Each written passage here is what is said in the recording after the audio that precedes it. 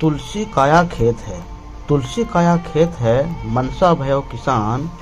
पाप पुण्य दो चीज है, पाप पुण्य दो चीज है, बुझे सो लोने निदान। इसका किसान खेती। किसान दिवस है।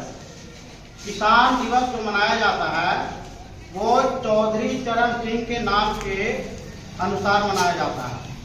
तो चौधरी चरण सिंह जो हो गए हमारे देश का 5वां नंबर 5 प्रधानमंत्री थे।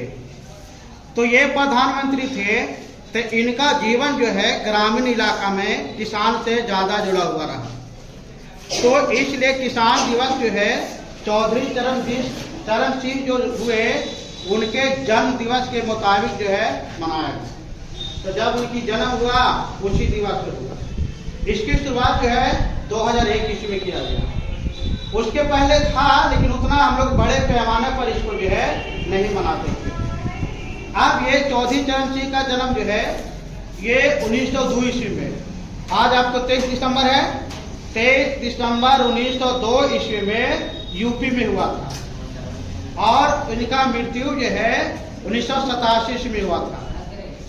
और इनका जो कार्यकाल है प्रधानमंत्री जो रहे 5वें जो है प्रधानमंत्री रूप में वो 1979 से लेकर के 1980 तक रहे।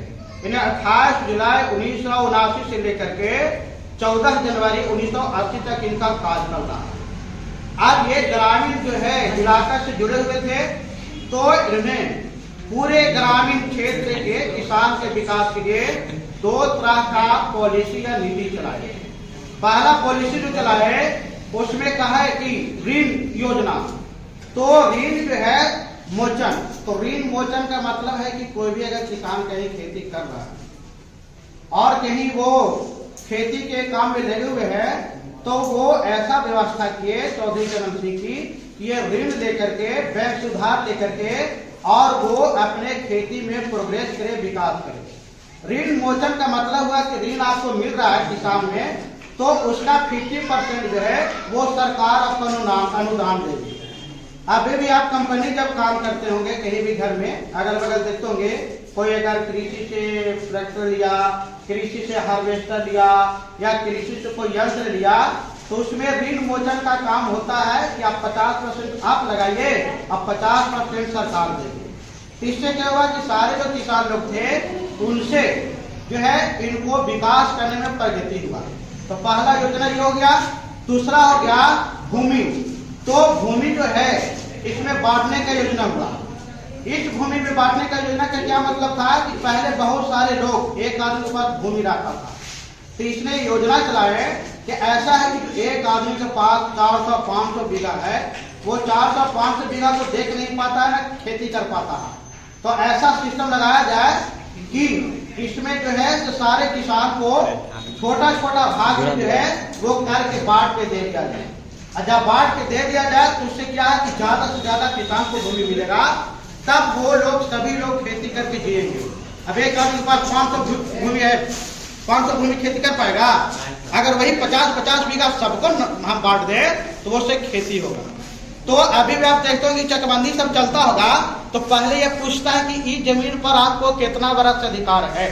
अगर कोई आदमी 40 वर्ष से ज्यादा अधिकार करता है और वो जमीन किसी के नाम भी नहीं है तो फिर आपके नाम से खाता खोल देता है। अभी जब सर्वे हो रहा है बात हो रहा है नहीं, पूछता है कितना दिन से है। अब वो जमीन मान लेके कोई होगा, कोई जमींदार के, कोई किसी रजत वाली को होगा।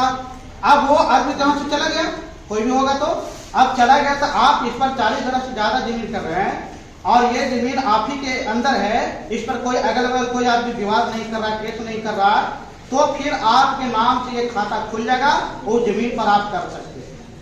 इन्होंने एक और सिस्टम अपनाया। पहले लीज पर जमीन चलता था। अब लीज पर जमीन का मतलब है कि अच्छा जमीन है, आप आराम से 50 बीघा 100 बीघा जो है वो लीज पर ले लिए और वो लीज पर करते थे। अभी भी अगल बगल में आपका जो काम चलता होगा ना मछली पालने वाला तो सुनोगे ये आदमी के अंदर ये पोखरा के अंदर मछली डालता है, सिर्फ वही को डालता है, वो सरकार से लीज ले लिया। लीज बड़ी सस्ता पर आता है। अगर आपको लेना है कोई तो लीज बहुत सस्ता पर, ऐसे आदमी बड़ी तेज है अगर एक आदमी लीज पर 1 बरस के लिया ना तो केकरो पता नहीं चले देगा, बोलेगा हमरे हो गया। अब अगर बाप को हो गया वो पोखरा, उतने में मछली मार रहा, पोखरे में मछली डाल रहा।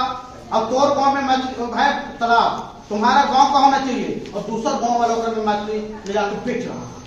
तो ऐसा इसलिए होता है कि लीज करवाता है ना, तो हम आपका दिमाग काम नहीं करता। हम आप कभी गए हैं ब्लॉक में पता करे कि पोखरा का लीज है नहीं, सब लोग सोचते हैं एक ही है, ओकर है वो नहीं।